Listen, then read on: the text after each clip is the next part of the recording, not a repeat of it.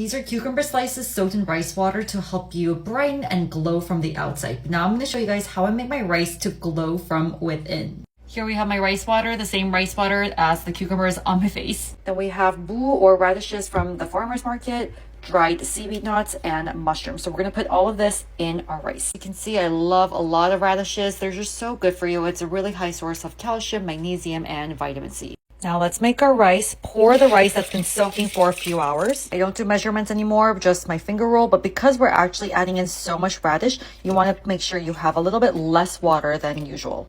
Then on top of our mountain of radishes, we're just going to add in the mushroom and seaweed. Mushrooms are a great superfood. Seaweeds are just really good for elastic skin. And now we cook. This is, by the way, the best rice cooker ever. And ta-da! This is how you make the healthiest jello skin rice for your skin. Add a little bit of soy sauce if you want, and you are golden.